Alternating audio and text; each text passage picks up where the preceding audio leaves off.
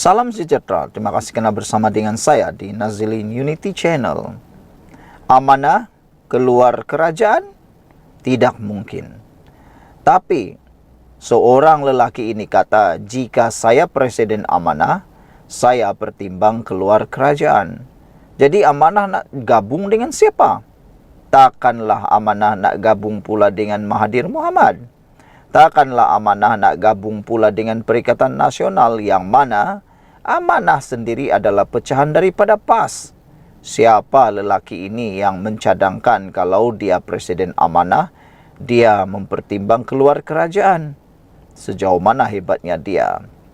Pemimpin amanah Muhammad Hanifah Maidin kesal dengan kerajaan perpaduan kerana keadilan masih sukar dicapai dalam kes Ong Ing Kiong, pemandu e-hailing pekak yang diserang oleh anggota polis.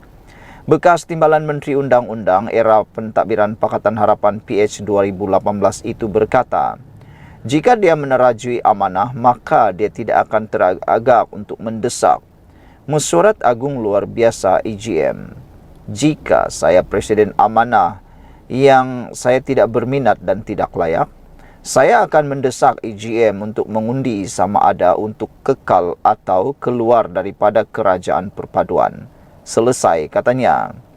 Jika saya peguam negara yang saya tidak berminat dan tidak layak, saya akan mendakwa pelaku jenayah yang didakwa tanpa takut atau pilih kasih, insya-Allah, katanya kepada Malaysia Kini. Hanifah berkata dia tidak berpuas hati dengan penjelasan jurucakap kerajaan Fahmi Fadzil mengenai soalan sekiranya kabinet telah membincangkan kes ini dan memorandum yang dihantar kepada pejabat Perdana Menteri PMO. Pada pandangan saya, ini kes paling mudah. Terdapat seorang pesalah yang didakwa, terdapat seorang mangsa yang disahkan, terdapat undang-undang yang jelas, katanya. Terdapat seorang Perdana Menteri yang telah mengisytiharkan kepada seluruh dunia kerajaan baru akan mempertahankan dan menegakkan kedaulatan undang-undang, katanya. Terdapat seorang peguam negara yang diamanahkan untuk membawa pesalah yang didakwa ke mahkamah, katanya lagi. Hanifah yang mengulas tuntutan dalam memorandum yang dihantar ke PMO tersebut berkata tidak perlu Perdana Menteri untuk menubuhkan Suruhanjaya Siasatan. Apa yang sangat diperlukan hanyalah kemahuan politik, selesai, katanya.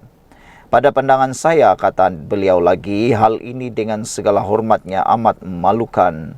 Terdahulu, Malaysia Kini melaporkan penasihat Lawyer for Liberty LFL N. Surendran berkata lebih 100 hari telah berlalu sejak serangan yang melibatkan anggota polis pengiring Tunku Mahkota Johor Tunku Ismail Sultan Ibrahim.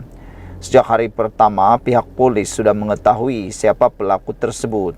Rakaman Discam serangan itu telah diberikan kepada polis pada hari kejadian. Apa justifikasi yang mungkin untuk kegagalan membawa pelaku dan siapa yang bersubhat atau cuba menutup kes ini ke muka pengadilan, soalnya lagi. Surendran juga membangkitkan pejabat Perdana Menteri membisu mengenai memorandum tersebut dan surat LFL kepada peguam negara masih belum dijawab. Saudara-saudara sekalian, Pepel Maus kata, kau tu dah tak ada jawatan dan kuasa. Cakap senanglah wahai Hanifah, kata Pepel Maus. Dulu kau jadi timbalan menteri buat apa? Sekarang dok meracau macam walaun, kata Pepel Maus.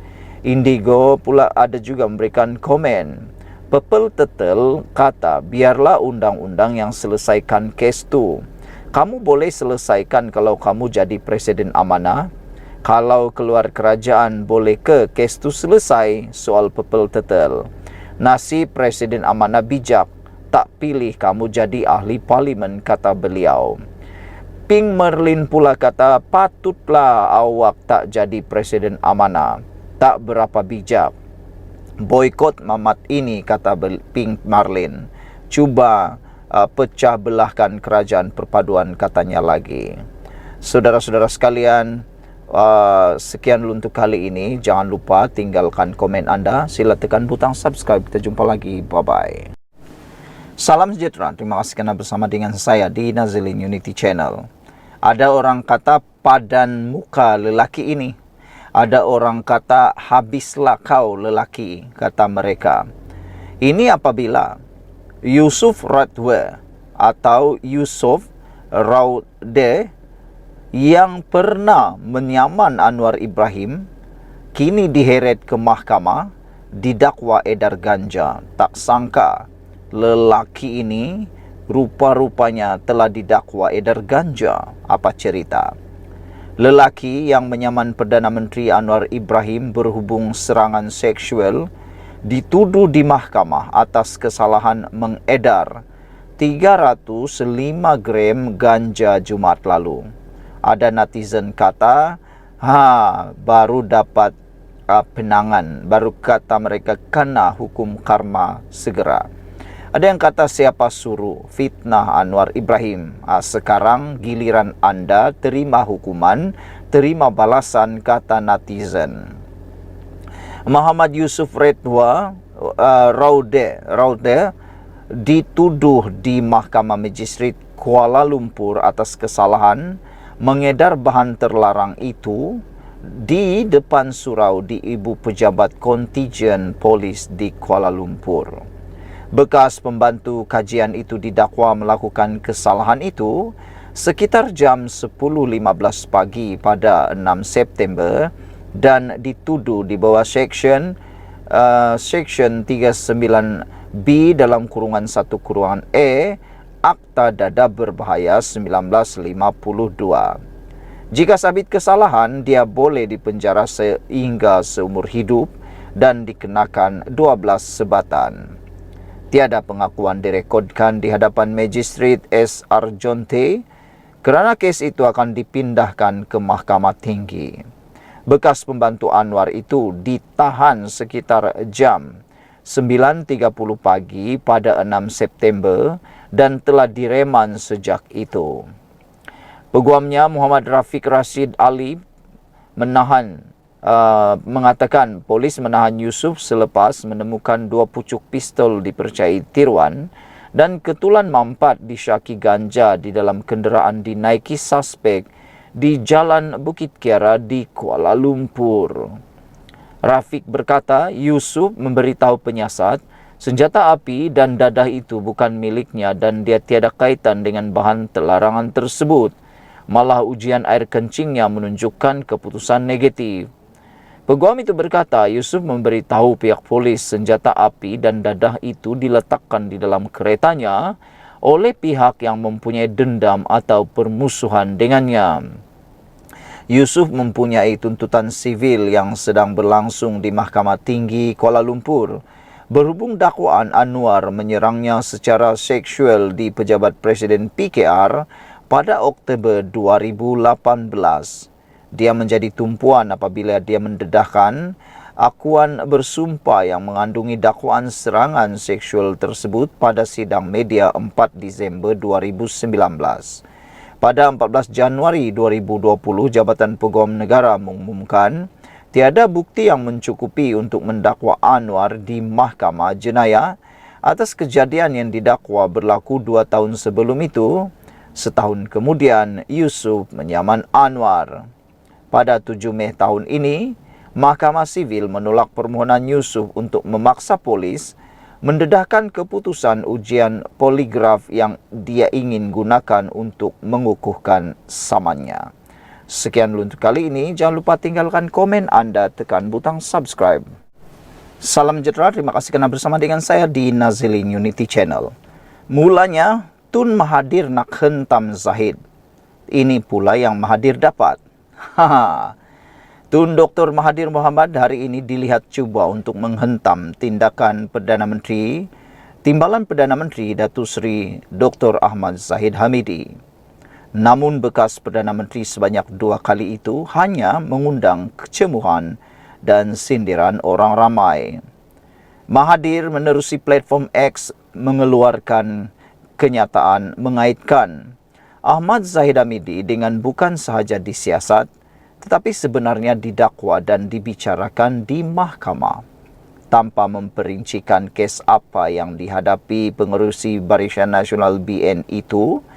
Kenyataan Mahathir dipercayai merujuk kepada keputusan Mahkamah Tinggi Kuala Lumpur pada 4 September tahun lalu yang melepas tanpa membebaskan DNAA Ahmad Zahid Hamidi daripada 47 pertuduhan jenayah. Pendakwaan jenayah. Reaksi Mahathir terhadap Zahid itu susulan tindakan Presiden UMNO berkenan menyelar timbalan Presiden PAS Datuk Seri Tuan Ibrahim Tuan Man yang berpandangan beliau perlu diberikan cuti sebagai laluan kepada siasatan bebas berhubung isu akuan berkanun SD. Zahid berkata pemimpin-pemimpin PAS juga perlu diberi cuti jika siasatan yang menjadi alasan memandangkan mereka terbabit juga dalam proses siasatan. Ramai tokoh-tokoh PAS juga bercuti. Zahid berkata pemimpin PAS yang disiasat perlu bercuti. Tetapi Zahid yang bukan sahaja disiasat tetapi sebenarnya didakwa dan dibicarakan di mahkamah tidak perlu bercuti. Perbicaraan sebenarnya telah dihentikan dan ia menjadi timbalan Perdana Menteri Perli Mahathir. Bekas ahli Parlimen Langkawi itu kalah teruk malah hilang deposit pada pilihan raya umum PRU 15 lalu, kemudian meneruskan sindiran kepada Ahmad Zahid Hamidi dan Kerajaan Madani hari ini. Kata Mahathir, itulah Malaysia hari ini. Jika anda didakwa di mahkamah, lantikan diri anda sebagai timbalan Perdana Menteri dan pertuduhan akan digugurkan, kata Mahathir. Anda tidak sepatutnya dihukum jika mencuri berbilion ringgit, kata Mahathir lagi. Susulan itu, warganet dilihat menyerbu. Mahathir malah menasihatkan pemimpin veteran berusia 99 tahun berkenan supaya turut berehat. Cukuplah Tun Mahathir, Parti Pejuang pun dah bungkus. Rakyat menolak secara total Tun Mahathir dengan Parti Pejuang, templak pengguna X, Dien 74. Dalam masa sama, ada yang mengingatkan Mahathir agar tidak mengarut dalam tindakan peguam negara memberhentikan prosiding terhadap Ahmad Zahid Hamidi berhubung kes rasuah dana Yayasan Akal Budi. Antaranya pengguna X Razali Setapa yang berkata berdasarkan penghakiman, ulasannya ternyata tiada bukti kukuh yang boleh dibuktikan untuk mendakwa Ahmad Zahid Hamidi. Kata beliau, jangan putar belit cerita ini. Ini adalah kerakusan mereka yang hatinya hitam dalam merosakkan imej serta kerjaya orang. Ingat Allah Maha Kaya, setiap perbuatan akan dibalas setimpal, katanya di ruangan komentar kenyataan Mahathir itu. Tidak kurang juga mempersoalkan bekas pengerusi Parti Pribumi Bersatu Malaysia Bersatu berkenan mengenai ucapan takziah kepada keluarga pengendali laman web Malaysia Today Raja Petra Kamarudin. Kata mereka, Raja Petra meninggal dunia, takkan tak ada ucapan takziah apa-apa ke soal seorang netizen pula. Sekian dulu untuk kali ini, jangan lupa tinggalkan komen anda. Salam sejahtera, terima kasih kerana bersama dengan saya di Nazilin Unity Channel. Sekali lagi, Anwar Ibrahim buktikan beliau bukan Perdana Menteri yang cakap saja. Walaupun baru-baru ini timbul spekulasi paling panas apabila melibatkan Khairi Jamaluddin mengejek Anwar Ibrahim dengan parodi. Hari ini saya jadi Perdana Menteri, besok turun harga minyak. Itu yang menjadi seperti parodi yang dibuat oleh KJ. Nampaknya tindakan KJ makan diri sendiri apabila Hot FM kini dikecam habis-habisan oleh netizen. Dan pada masa yang sama, betul-betul Anwar Ibrahim menurunkan harga minyak. Hari ini disahkan penurunan harga minyak paling besar setakat beberapa bulan atau tahun ini, yaitu kini harga diesel RON 97 turun lagi 15 sen. Ini satu penurunan harga minyak yang sangat besar. Jika ditambah dengan penurunan sejak beberapa minggu yang lepas, sudah mencecah hampir 30 sen. Harga runcit bagi petrol RON 97 dan diesel di Semenanjung turun sebanyak 15 sen lagi.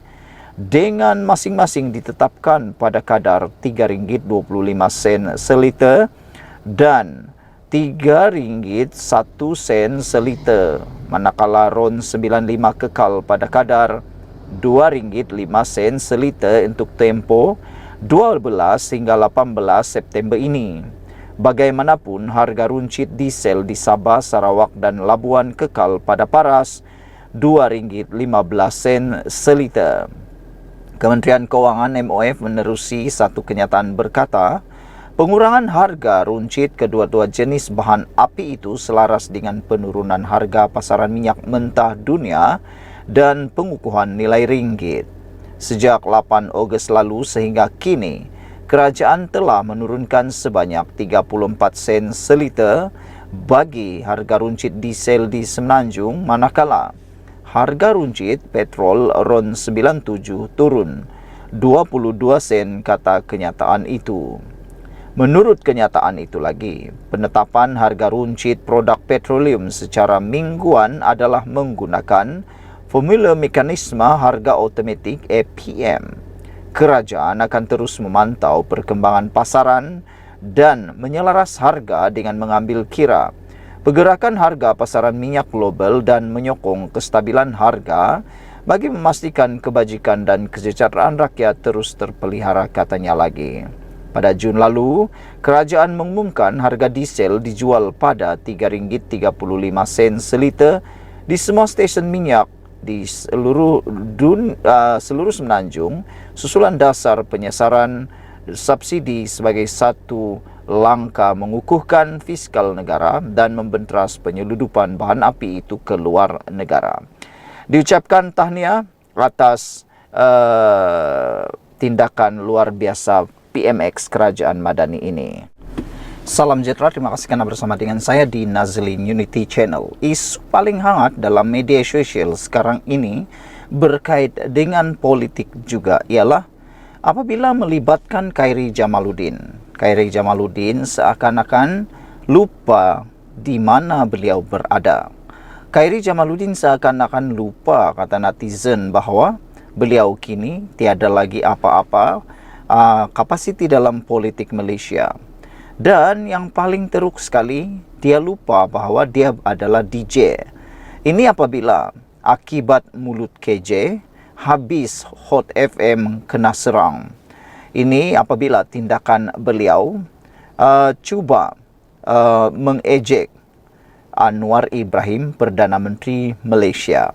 Ada netizen kata, kalau beginilah tindakan Hot FM, apa kata boikot saja Hot FM ataupun haramkan saja, kata mereka. Apa pendapat anda semua? Stesen radio Hot FM menjadi sasaran serangan pengguna media sosial selepas Khairy Jamaluddin membuat parodi politik, mempersenda Perdana Menteri di konti radio. Stesen radio milik Media Prima Audio MPA itu melantik KJ sebagai salah seorang penyampai radio bersama-sama dengan Farah Fauzana, AJ dan Johan. Dalam satu hantaran rakaman berdurasi 38 saat, KJ mempromosi dirinya untuk diundi sebagai penyampai radio popular Anugerah Bintang Popular BH ke-36. Dia kemudian mengajak orang mengundinya dengan meniru gaya percakapan Datuk Seri Anwar Ibrahim ketika menjanjikan minyak turun 16 tahun lalu, iaitu pada 2008. Sedara-sedara, hari ini saya menang, esok kita makan ramai-ramai, katanya sambil disaut-sorakan dan gelak ketawa dari Johan dan Era daripada Farah Fauzana. Video itu difahamkan telah pun diturunkan dari Facebook rasmi stesen tersebut. Namun ia telah tersebar di media sosial dengan ramai meluahkan rasa tidak puas hati kepada Hot FM. Menurut warganet, mempersenda Perdana Menteri ke-10 di konti radio sepatutnya tidak boleh berlaku kerana stesen radio adalah platform hiburan yang tidak wajar ada kecenderungan politik. Kata mereka, tiada siapapun akan marah jika KJ membuat parodi politik di platformnya sendiri, iaitu Keluar Sekejap. Tetapi membuatkan ramai kurang senang apabila stesen radio dijadikan tempat mempersenda Perdana Menteri. Sekilas pemerhatian Harapan Daily, tidak pernah lagi mana-mana stesen radio dalam negara yang mempersenda Perdana Menteri Malaysia. Sehingga kini beberapa poster boykot Hot FM digerakkan pengguna media sosial, namun ia tetap belum di tahap parah. Setelah berita ini dibacakan, stesen itu masih belum mengeluarkan sebarang kenyataan. Sekian dulu, kita jumpa lagi. Tinggalkan komen Anda. Salam sejahtera, terima kasih kerana bersama dengan saya di Nazilin Unity Channel. Bersatu, Muhyiddin Yassin kini dalam kritikal. Manakan tidak, kelihatan sekarang PAS seolah-olah bakal mengambil alih kepimpinan Perikatan Nasional. Dengan pendedahan seperti ini, nampaknya Muhyiddin Yassin Parti Bersatu sudah tidak mempunyai tempat taring lagi untuk menunjukkan kepimpinan dalam Perikatan Nasional. Mau bercakap untuk Muhyiddin Yassin menjadi Perdana Menteri buat kali kedua, itu kini seakan-akan menjadi mimpi yang tidak akan tercapai lagi. Karena PAS sekarang sudah mempunyai senarai calon Perdana Menteri yang boleh dikata layak dan memang boleh diangkat. Rata-rata penganalisis politik meramalkan Muktamar PAS kali ke-70 yang bermula hari ini akan membangkitkan isu PAS mengambil alih kepimpinan Pakatan Pembangkang Perikatan Nasional PN. Ahli Majlis Profesor Negara Azmi Hassan berkata, waktu untuk PAS mengambil alih jawatan Ketua Pembangkang sudah tiba. PAS perlu menggunakan strategi untuk mendapatkan jawatan tersebut, memandangkan Bersatu berdepan masalah dalaman dan presidennya mempunyai kes di mahkamah, katanya kepada lapor FMT. Ketua Pembangkang sekarang ialah Datuk Hamzah Zainuddin yang juga adalah Setiausaha Agung Parti Bersatu. Perikatan Nasional diketuai oleh Presiden Bersatu Tan Sri Muhyiddin Yassin yang berdepan tuduhan di bawah akta hasutan kerana mempersoal kewibawaan agung ke-16 dalam pelantikan Perdana Menteri ketika kempen pilihan raya negeri kecil Nenggiri.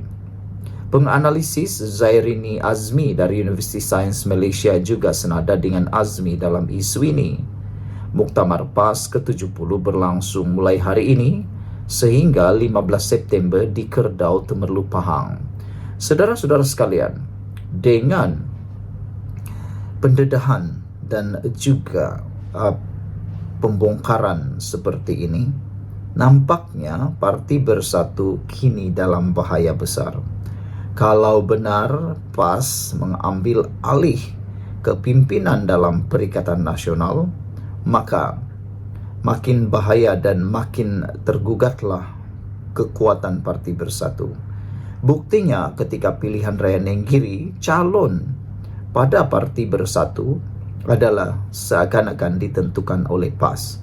Senarai calon yang dicalonkan oleh Parti Bersatu telah ditolak oleh PAS dan dicalonkan pula calon daripada PAS yang celup.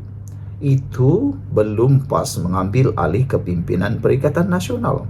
Bayangkan kalau PAS sudah mengambil alih kepimpinan Perikatan Nasional, sejauh mana Parti Bersatu masih mampu bercakap dan sejauh mana Parti Bersatu masih boleh bernafas.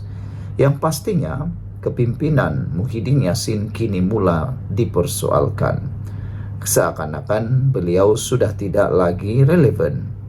Yang pastinya, adakah Hamzah Zainuddin yang akan mengambil alih pula kepimpinan daripada Muhyiddin Yassin, memandangkan Muhyiddin Yassin sekarang ini dalam bahaya berkait dengan tuduhan akta hasutan kerana mempersoal kewibawaan agung selain daripada kes-kes mahkamah beliau yang lain. Sekian dulu untuk kali ini, tinggalkan komen Anda.